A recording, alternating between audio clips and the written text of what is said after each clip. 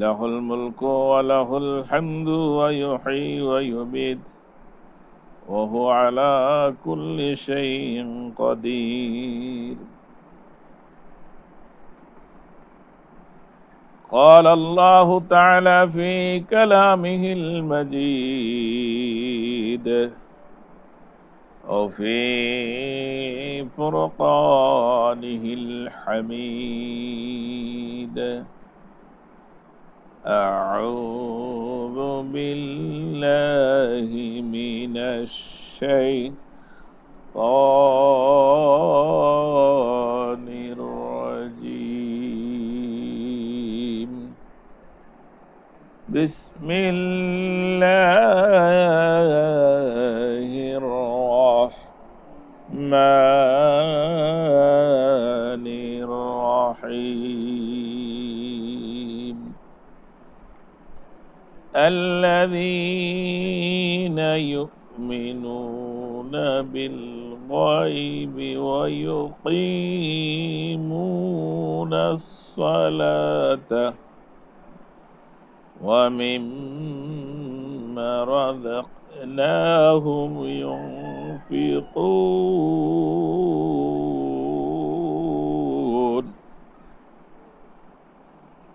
والذين يؤمنون بما أنزل إليك وما أنزل من قبلك وبالآخرة هم يوقنون.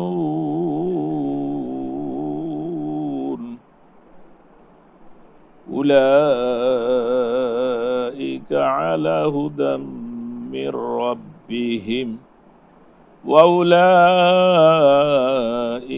هم المفلحون.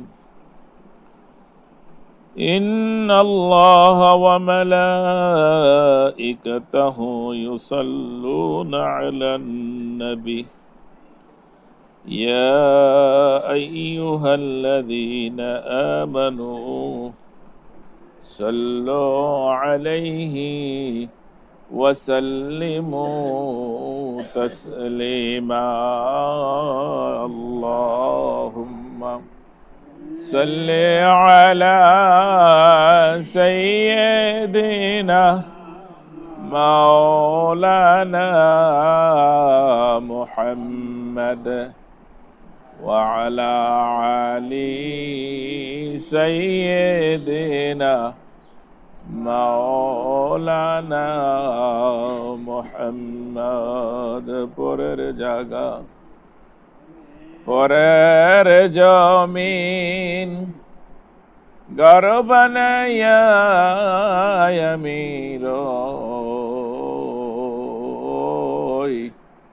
চিন্তা করে দেখো রে মন কে আছে মোর আপনজন। আল্লাহুম্মা সাল্লি আলা সাইয়্যিদিনা মাওলানা মুহাম্মদ ওয়া আলা আলি سيدنا مولانا محمد بلغ العلا بكماله كشف الدجى بجماله حسنت جميع خصاله صلوا عليه وآله।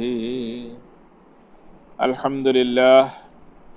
আল্লাহ রব্বুল ইজ্জাতের দরবারে লাখ কোটি শুকরিয়া যে রব্বুল আলামিন আজ এই পবিত্র জুমার দিন আল্লাহর ঘর মসজিদে আসার বসার কিছু বলার এবং শোনার তৌফিক দিয়েছেন। এই জন্য মনিবের দরবারে শুকর গুজার করছি। আলহামদুলিল্লাহ। রব্বানা লাকাল হামদ হামদান কাসীরান তাইয়িবান মুবারাকান ফি। সেই মহান রবের শুকর গুজার করে নিলাম যিনি আমাদেরকে পৃথিবীর সৃষ্টির শ্রেষ্ঠ আশরাফুল মাখলুকাত হিসাবে সৃষ্টি করে বিশ্বনবী মুহাম্মদুর রাসূলুল্লাহ সাল্লাল্লাহু আলাইহি ওয়াসাল্লামের উম্মত করে মহাগ্রন্থ আল কোরআনের মতন সংবিধান দিয়ে আল্লাহ আমাদেরকে ধন্য করেছেন। এই জন্য মহান মনিবের দরবারে আরো একবার শুকরগুজার করছি, আলহামদুলিল্লাহ। দুরূদ ও সালাম প্রেরণ করছি সেই মহান মানবতার শিক্ষক, যার অক্লান্ত পরিশ্রমের বিনিময়ে দান দান মুবারকের মধ্য দিয়ে দুনিয়া ইসলাম প্রতিষ্ঠা করে গিয়েছেন, সেই নবীর প্রতি দুরূদ পড়ছি সাল্লাল্লাহু আলাইহি ওয়াসাল্লাম। রোহের মাগফিরাত কামনা করছি ওই সমস্ত শহীদানের, যারা যুগ যুগ ধরে আল্লাহর জমিনে আল্লাহর দ্বীন প্রতিষ্ঠাকে করার জন্য যারা তাজা প্রাণ বিলীন করে দিলেন, এবং মাতৃভূমির স্বাধীনের জন্য যে সমস্ত ঈমানদার মুসলমান বীর মুক্তিযোদ্ধার দুনিয়া থেকে বিদায় হয়ে গেছেন, এবং বৈষম্য ছাত্র আন্দোলনের যে সমস্ত ভাইয়েরা বোনেরা দুনিয়া থেকে বিদায় হয়ে গেছেন, তাদের রোহের মাগফিরাত কামনা করছি এবং তাদের জন্য দোয়া করছি আল্লাহ রাব্বুল আলামিন তাদেরকে জান্নাতের উচ্চ মাকাম দান করুক। এবং যে সমস্ত ভাইয়েরা অসুস্থ হয়ে হসপিটালে কাতরাচ্ছে, আল্লাহ রাব্বুল আলামিন তাদেরকে তাড়াতাড়ি করে শিফায়ে জালা দান করে দিক। আমরা সবাই আল্লাহুম্মা আমিন। সম্মানিত উপস্থিতি, আজকের আমার আলোচনার বিষয় হলো মুমিনের গুণাবলী। একজন ব্যক্তি গুণাবলীর অর্জনের জন্য, মুমিনের গুণাবলী অর্জনের জন্য যেই যেই গুণগুলোর অত্যন্ত জরুরি প্রয়োজন, সেই সম্পর্কে ইনশাআল্লাহ আমরা কথা বলতে চেষ্টা করব ইনশাআল্লাহ বিইজনিল্লাহ। ওয়া মা তাওফীক ইল্লা বিল্লাহ, আলাইহি তাওয়াক্কালতু ওয়া ইলাইহিল উনীব। মানুষ আর জিন, এই দুইটা জাতিকে আল্লাহ রাব্বুল আলামিন দুনিয়ায় সৃষ্টি করেছেন মানুষ আল্লাহর ইবাদত করার জন্য। ওয়া মা খালাকতুল জিন্না ওয়াল ইনস ইল্লা লিয়াবুদুন। অন্য জায়গায় আল্লাহ রাব্বুল আলামিন বলছেন ওয়া মা খালাকতুল জিন্না ওয়াল ইনসা ইল্লা লিয়াবুদুনের পরে বলছেন যে ইন্নী জাইলুন ফিল আরদি খলিফা। আল্লাহ রাব্বুল আলামিনের প্রতিনিধি হিসাবে আল্লাহ দুনিয়া আমাদেরকে প্রেরণ করেছেন। এই জন্য মহান আল্লাহর কাছে আমরা শুকরিয়া জ্ঞাপন করছি যে যদি আমরা অন্য কোনো জাতি জন্মগ্রহণ করতাম, অন্য কোনো ধর্মে আমরা আসতাম, ইসলাম ধর্মে আসা আমাদের জন্য বড় কঠিন চ্যালেঞ্জ ছিল। এই জন্য মানুষ জন্মগত সকলেই মুসলমান। কারণ আমরা যখন আলমে আরহাতে ছিলাম, রুহ জগতে যখন ছিলাম, তখন আল্লাহ রাব্বুল আলামিন সমস্ত ফেরেশতাদের আগেই মানুষদেরকে প্রথম আল্লাহ রাব্বুল আলামিন জিজ্ঞেস করলেন যে আমি কি তোমাদের রব নই? আলাস্তু বিরাব্বিকুমুল আলা, আমি কি তোমাদের রব নই? তখন সমস্ত মানুষ, হিন্দু, বৌদ্ধ, খ্রিস্টান, ইহুদি, নাসারা, পৃথিবীতে যত মানুষ এসেছে সমস্ত মানুষের রূহ কিন্তু একত্রে ছিল। তখন সমস্ত মানুষ এক বাক্যে এক সুরে বলেছিল ক্বালু বালা, হ্যাঁ নিশ্চয়ই আপনি আমাদের রব। তাইলে জন্মসূত্রে কেউ দুনিয়ায় এসে ইহুদি, নাসারা, খ্রিস্টান হয়, কিন্তু তার স্বভাব, যার চরিত্র হলো তারা মুসলমান হিসাবে দুনিয়ায় আসে। কিন্তু মাতৃভূমির কারণে, মাতৃস্থানের কারণে, পিতামাতার কারণে কেউ ইহুদি হয়, কেউ হিন্দু হয়, কেউ খ্রিস্টান হয়, কেউ নাসারা হয়, বিভিন্ন জাতিতে তারা রূপান্তরিত হয়।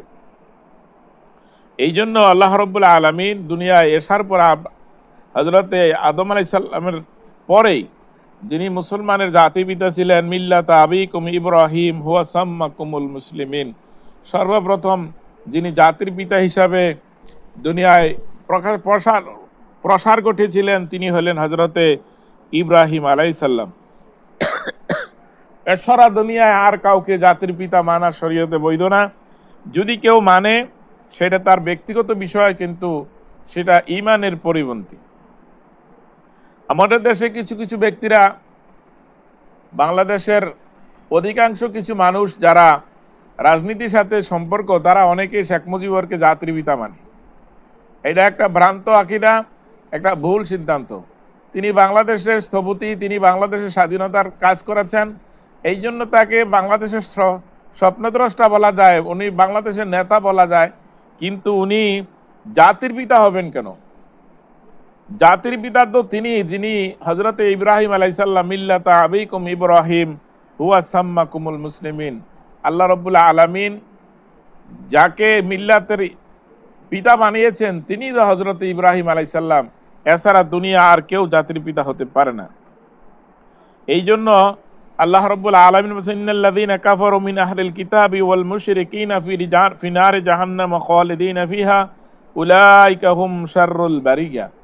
আল্লাহ রাব্বুল আলামিন বলছেন, ইসলাম ব্যতীত যত ধর্ম আছে, ইহুদি ধর্ম, খ্রিস্টান ধর্ম, নাসারা ধর্ম, বৌদ্ধ ধর্ম, মজুসি ধর্ম, পৃথিবীতে যত ধর্মগুলো আছে সমস্ত ধর্মগ্রন্থ যারা মানে, অনুসরণ করে, তারা অন্য ধর্মাবলম্বী সকলের ব্যাপারে আল্লাহ রাব্বুল আলামিন বলছেন যে তারা হলো কাফের, তারা হলো মুশরিক।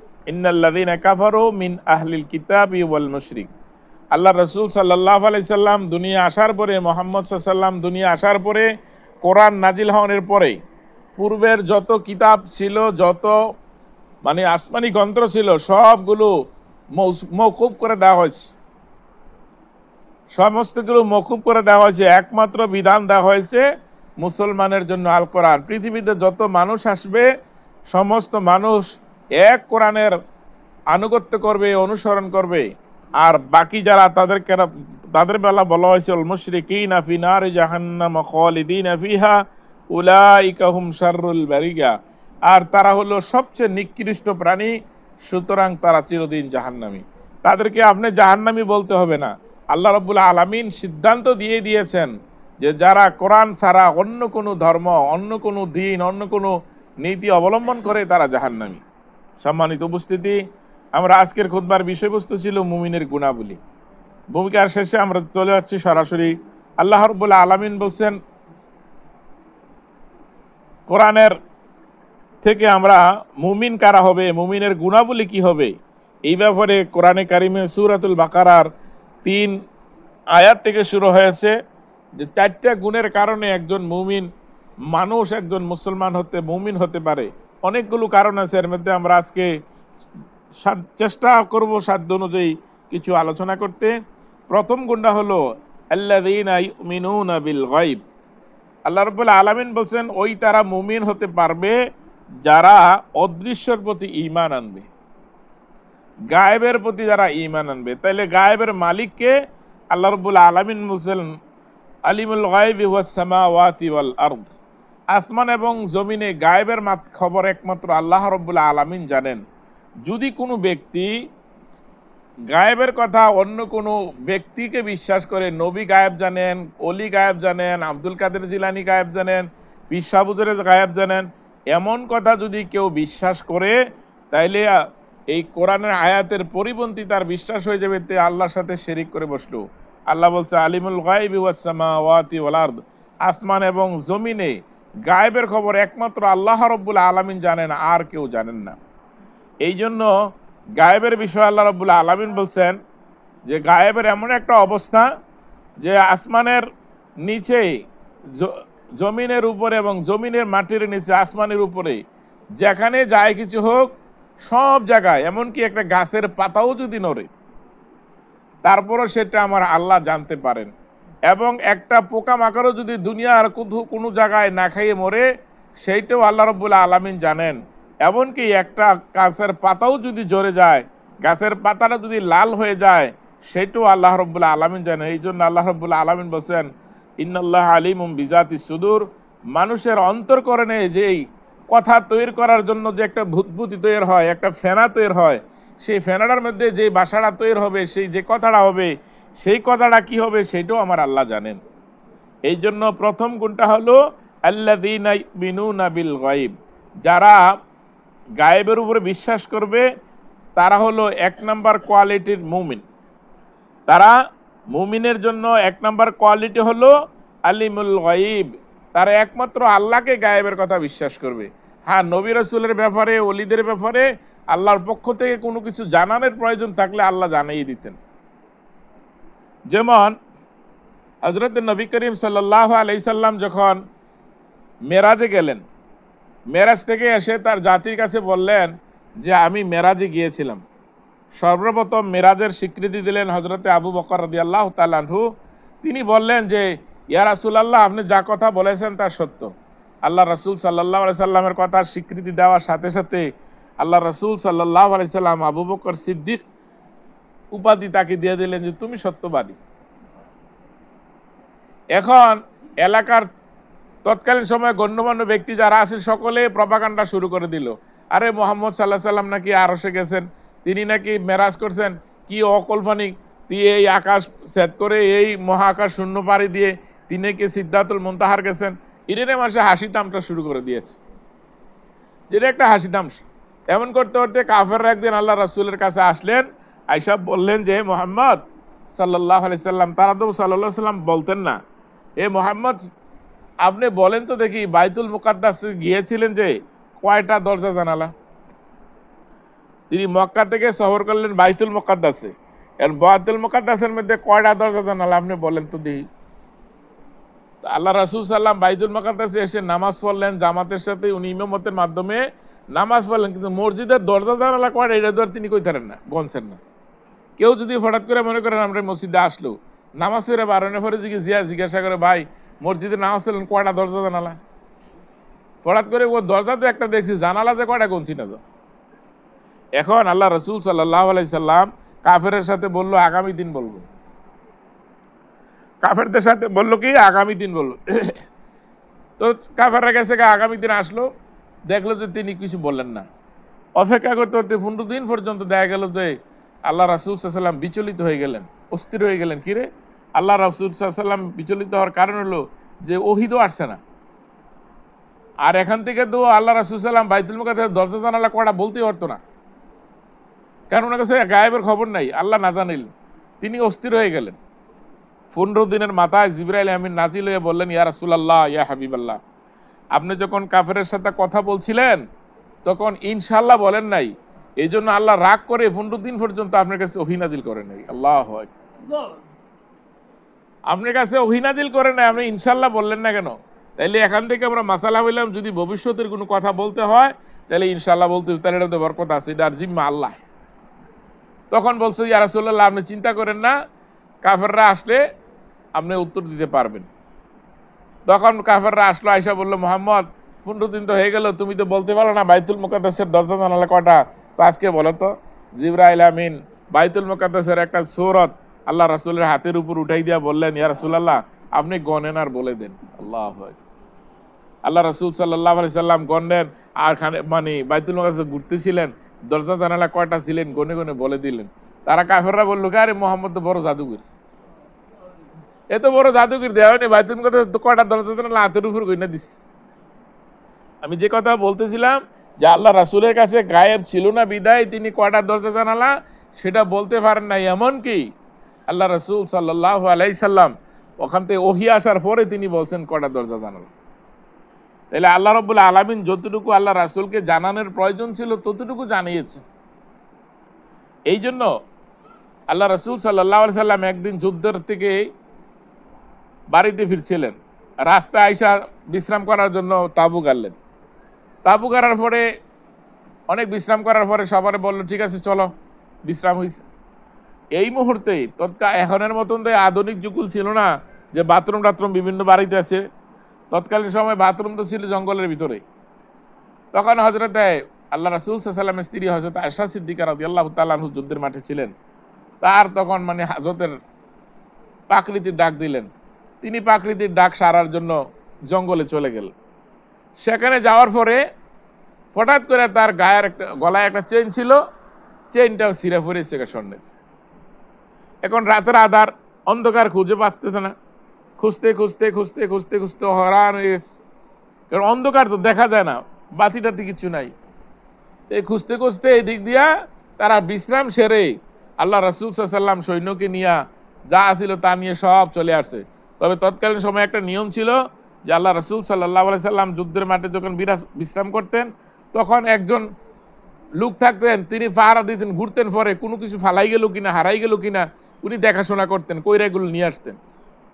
তো দেখা গেল যে সবাই চলে গেছে, শুধু খালি একটা মানুষের মতন কি জানি গোল হইয়া পড়ে আছে, কালো, তখনও পর্দার আয়াত নাজিল হয় নাই। তখন তিনি ঘুরতে ঘুরতে কাছে গিয়ে দেখলেন যে কিরে মহিলার মতন দেখা যায়।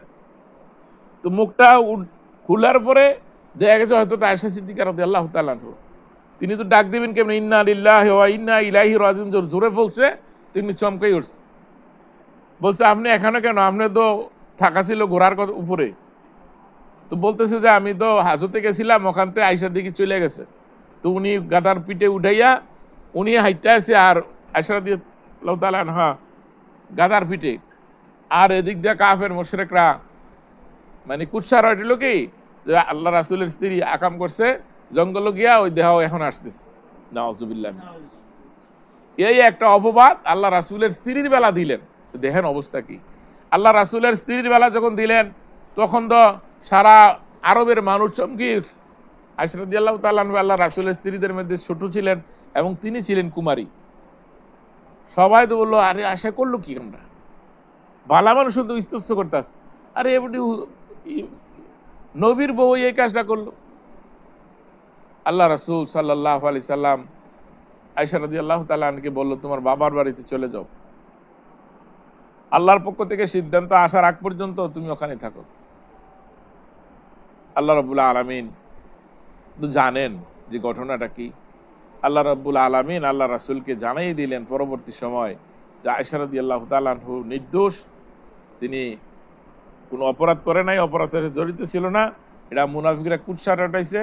ঘটনাটা এই কোরআন শরীফে আয়াত নাজিল করে কোট করে দিলেন যে আল্লাহ রাসূল সাল্লাল্লাহু আলাইহি ওয়াসাল্লামের কাছে জানিয়ে দিলেন যে সে অপরাধী না। তাহলে এখানে যদি আল্লাহ রাসূলের কাছে গায়েবের ইলম থাকতো তাইলে আল্লাহর ওহির চিন্তা করা লাগতো না, বইলেই বলতো যে আমার স্ত্রী তো ভালো ছিল, মানে সতী ছিল, অপকর্ম করে নাই। এটা তো আল্লাহ রাসূলের জ্ঞানে ছিল না, কারণ জ্ঞানটা আল্লাহর পক্ষ থেকে যখন আসছে তখনই বলা হয়েছে যে আমার স্ত্রী নির্দোষ, সেই কাজে লিপ্ত ছিল না। এই জন্য আমি যে কথাটা বলতেছিলাম, আল্লাযীনা ইউমিনুনা বিল গায়ব, মুমিনের একমাত্র বৈশিষ্ট্য হলো, এক নাম্বার বৈশিষ্ট্য হলো, এক নাম্বার কোয়ালিটি হলো, ওই ব্যক্তি আলিমুল গায়বের উপরে বিশ্বাস করবে যে পৃথিবীর যত গায়েবের মালিক আছে একমাত্র আল্লাহ, দুনিয়ার কেউ গায়েবের মালিক না। যদি কেউ মনে করে যে গায়েবের মালিক উমক তুমক, তাহলে বুঝতে হবে তার ঈমান চলে গেছে। এই জন্য হযরত আয়েশা রাদিয়াল্লাহু তাআলা আনহা একটা হাদিস বর্ণনা করেছেন, যে ব্যক্তি বলবে যে আমি আগামী দিন কি হবে বলতে পারি, এই কথা যদি কেউ বলে আর কেউ যদি বিশ্বাস করে, উভয়ের ঈমান চলে যাবে। কারণ আগামী দিন আপনি কোথায় মরবেন, কোথায় খাইবেন, কি খাইবেন, কয় টাকা অর্জন করবেন, এইটা আপনার জানা না, এটা জানা কার? আল্লাহর। এই জন্য আল্লাহ বলছেন এক নাম্বার কোয়ালিটি হলো মুমিনের আল্লাযীনা ইউমিনুনা বিল গায়ব, একমাত্র গায়েবের প্রতি বিশ্বাস। দুই নাম্বার হলো ওয়া ইউকিমুনাস সালাতা, দুই নাম্বার কোয়ালিটি হলো নামাজ প্রতিষ্ঠা করা, নামাজ কায়েম করা। তো নামাজ কায়েমটা কি? মনে করেন আপনার কাছে একটা টেবিল আছে, এই টেবিলের 60টা পায়া আছে, এই 60টা পায়া যদি 60 জনে দইরা উপর করে সেইটা কায়েম হবে। কিন্তু দেখা গেল 2টা পায়া দুইজনে ধরলো আর 2টা পায়া ছেড়ে দিল, তাই দেখা গেল যে 2টা পায়া নিচে লেগে আছে, এইটার নাম কায়েম না। কায়েম হলো 4 পায়া 60 জন ধরে যখন উঠাইব তখন এটা কায়েম। ঠিক কায়েমের কথা বলা হয়েছে এইভাবে যে আপনি একজন মুসলমান হিসাবে ঘরে নামাজ পড়লেন, আপনার স্ত্রী নামাজ পড়বে, আপনার ছেলে নামাজ পড়বে, ছেলের বউ নামাজ পড়বে, মেয়ে নামাজ পড়বে, আমরা ফ্যামিলিতে যারা আছে সকলে নামাজ পড়বে, আর আপনি পুরুষগুলো জামাতে নামাজ পড়বে মসজিদে, মহিলারা নামাজ পড়বে ঘরে। যদি সকলে নামাজের মধ্যে মগ্ন হলো তাইলে ওইটা হলো নামাজ কায়েম করা হলো, সেটা হলো নামাজ কায়েম করা। আর শুধু নিজে নিজে পড়া, কিন্তু নিজে পড়া নয়, পড়া হলো কায়েম করা। এই জন্য বলা হয়েছে নিজে পড়বেন, স্ত্রী ছেলেমেয়েরা পড়বে, সকলে যদি পড়া হয় তাইলে কায়েম করা হবে। তাইলে মুমিনের 2 নাম্বার গুণ বৈশিষ্ট্য হলো, 2 নাম্বার কোয়ালিটি হলো নামাজ প্রতিষ্ঠা করা। এখন নামাজ প্রতিষ্ঠা করবেন আপনি আপনার ঘরের মধ্যে, এলাকার মেম্বার যিনি, ওনার দায়িত্ব হলো ওনার ওয়ার্ডের যে মুসলমান আছে তাদেরকে নামাজের জন্য আহ্বান করা, নামাজ প্রতিষ্ঠা করার জন্য তাদেরকে নসিহত করা। তারপরে ইউনিয়নের চেয়ারম্যান যিনি থাকবেন, ওনার দায়িত্ব হলো ওনার ইউনিয়নে যত মসজিদ আছে সব মসজিদগুলোতে জুমা হয় কিনা, নামাজ ঠিক মতন হয় কিনা, মুসল্লিরা নামাজ পড়ে কিনা, সেই দায়িত্ব সে পালন করবে। এরপরে এমপি যিনি হবেন তার দায়িত্ব হলো উপজেলা চেয়ারম্যান থেকে শুরু করা প্রত্যেকটা দায়িত্বশীলকে আল্লাহ রাব্বুল আলামিনের দায়িত্ব দিয়েছেন, আল্লাযীনা ইম্মাক্কান্নাহুম ফিল আরদি আকামুস সালাতা ওয়া আতুজ যাকাতা ওয়া আমরু বিল মারুফ ওয়া নাহু আনিল মুনকার ওয়াল আকিবাতু লিহুদুদিল্লাহ। এইজন্য আল্লাহ রাব্বুল আলামিন বলেন যে যারা দায়িত্বশীল, প্রত্যেকের দায়িত্বশীল হিসাবে প্রত্যেকেই রাখাল, প্রত্যেকে জবাবদিহি করা লাগবে। এমন আপনার ঘরের স্ত্রী জবাবদিহি করা লাগবে, আপনি আপনার ঘরের জন্য জবাবদিহি করা লাগবে, মেম্বার তার ওয়ার্ডের জন্য জবাবদিহি করা লাগবে, চেয়ারম্যান তার ওয়ার্ডের জন্য জবাবদিহি করা লাগবে, উপজেলা চেয়ারম্যান উপজেলার জনগণের জন্য জবাবদিহি করা লাগবে, এমপি মন্ত্রী যারা আছে সকলে যার যার দায়িত্বের জন্য আল্লাহর কাছে জবাবদিহি করা লাগবে। যে তুমি নামাজ প্রতিষ্ঠা করলা না কেন? কারণ তোমাকে ক্ষমতা দেওয়া হয়েছিল, আল্লাযীনা ইম্মাক্কান্নাহুম ফিল আরদি আকামুস সালাহ, তোমাকে দায়িত্ব দেওয়া হয়েছিল নামাজ প্রতিষ্ঠা করার জন্য, তুমি নামাজ প্রতিষ্ঠা করো নাই। এই জন্য মুমিনের 2 নম্বর কোয়ালিটি হলো নামাজ প্রতিষ্ঠা করা। 3 নম্বর কোয়ালিটি হলো মিম্মা রাযাকনাহুম ইউনফিকুন। 3 নম্বর কোয়ালিটি হলো যে আল্লাহর পক্ষ থেকে যে আমাদেরকে আল্লাহ যে দান করেছেন, অর্থ সম্পদ দিয়েছেন, টাকা পয়সা দিয়েছেন, এই যে ধন সম্পদ আল্লাহ দিয়েছেন, এগুলো আর আল্লাহর রাস্তায় ব্যয় করা। এখন ব্যয়ের জন্য 2টা খাত আছে, একটা বৈধ খাত আর একটা অবৈধ খাত।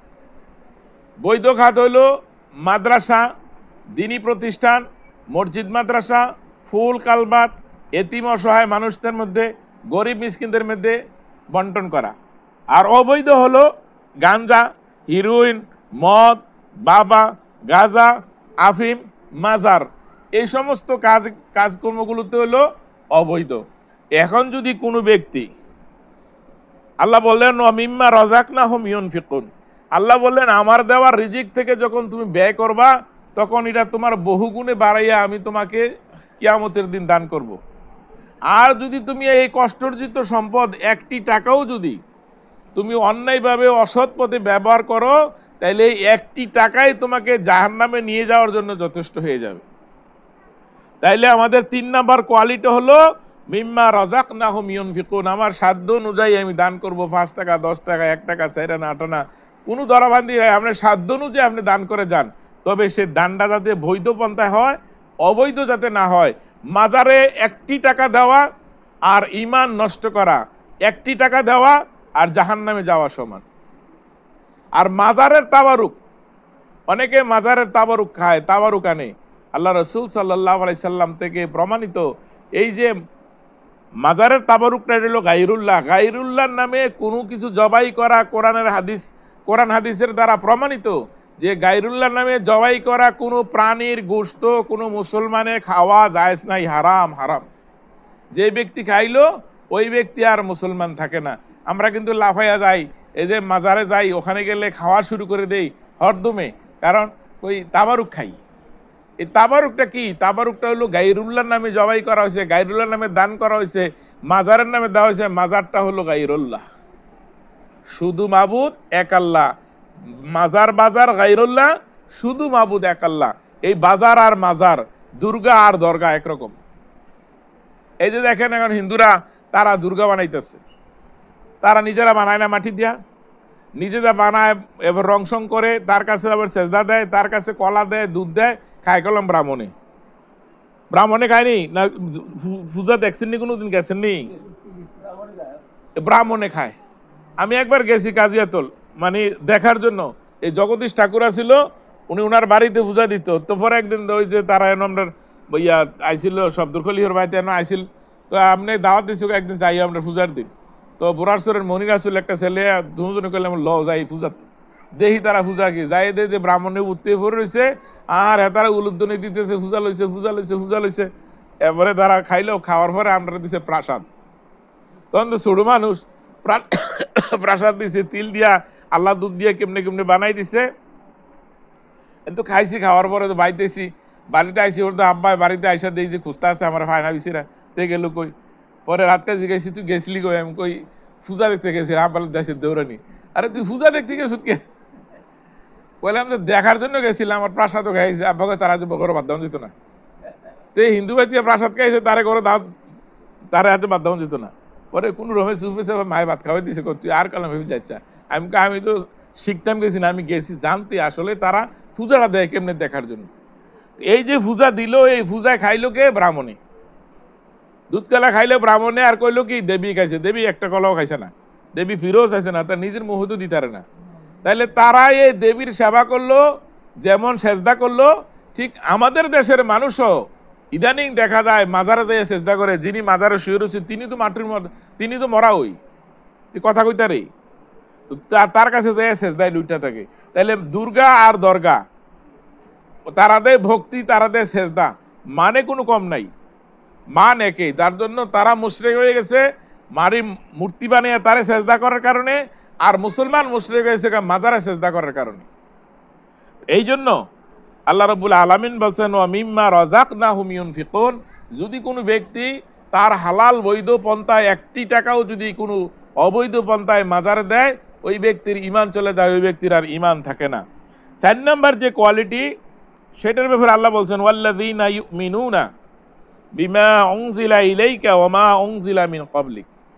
আল্লাহ রাব্বুল আলামিন বলছেন যে 4 নম্বর কোয়ালিটি হলো, আমি যত কিতাব নাজিল করেছি সমস্ত কিতাবের উপরেই ঈমান রাখতে হবে। পূর্বের কাবলিহি, পূর্বের যত কিতাব নাজিল করেছি সমস্ত কিতাবের উপরে ঈমান আনতে হবে। কিন্তু আমলের ক্ষেত্রের জন্য বলা হয়েছে বিমা উনজিলা ইলাইকা, নাজিল করতে বর্তমানে আমল করতে হবে কোরআন দিয়ে।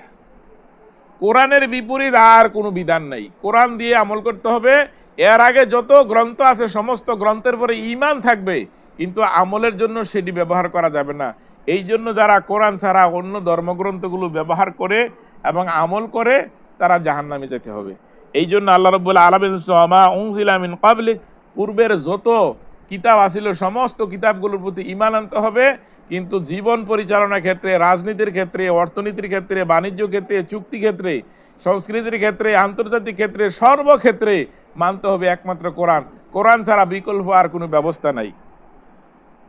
এরপরে 6 নম্বর যে কোয়ালিটিটা, এরপরে যে 5 নম্বর 6 নম্বর যে কোয়ালিটিটা, সেটা বিল আখিরাতি হুম ইউকিনুন। 6 নম্বর কোয়ালিটি হলো আখিরাতের প্রতি বিশ্বাস স্থাপন করা। এখন আখিরাতটা কি? আখিরাতটা হলো আমরা মরে যাব, পচে গেলে হাড় মাংস সব শেষ হয়ে যাবে। আল্লাহ রাব্বুল আলামিন যখন ডাক দিবেন ইজা সামাউন ফাতারাত ওয়া ইদাল কাওয়াকিব ইনতাসারাত ওয়া ইদাল বিহারু ফুজ্জিরাত ওয়া ইদাল কুবুর বুহসিরাত আলিমাত নাফসুম মা কদ্দামাত ওয়া আখরাত। আল্লাহ রাব্বুল আলামিন যখন সমস্ত দুনিয়া শেষ করে দিবেন, মিসমার হয়ে যাবে, কোনো কিছু আর দুনিয়া থাকবে না, তখন আল্লাহ রাব্বুল আলামিন ডাক দিবেন উঠো। সকলকে আল্লাহ রাব্বুল আলামিন ডাক দিবেন, সকলে তখন কবর থেকে উঠবে। উঠার পরে আল্লাহ রাব্বুল আলামিন বিচার করবেন, একটা জান্নাতি দল, একটা জাহান্নামী দল। একদল জান্নাতে পাঠাবে, যারা মুমিন তারা জান্নাতে চলে যাবে, আর যারা কাফের তারা জাহান্নামে চলে যাবে। দুই ভাগে বিভক্ত হয়ে যাবে। একটা দল থাকবে তারা জান্নাতীও না জাহান্নামীও না, তাদেরকে রাখা হবে আল আরাফ নামক একটা স্থানের মধ্যে, একটা ময়দানের মধ্যে। তারা জান্নাতীও না জাহান্নামীও না। তো শেষ পর্যন্ত আল্লাহ রাব্বুল আলামিন তাদের ফয়সালা আল্লাহ নিজে দিবেন, কি তারা জান্নাতে যাবে না জাহান্নামে যাবে। তখন তাদের বিভিন্ন আমলের উপরে তাদের বিশেষ করা হবে। কোন জায়গায় আল্লাহর ফেরেশতারা নির্ধারণ করবেন কোন জায়গায় তার কোনো নেক আছে কিনা, কোনো সওয়াব আছে কিনা, এটাতে পার করা যায় কিনা। তখন আল্লাহ রহমানুর রাহিম ধারণ করবেন।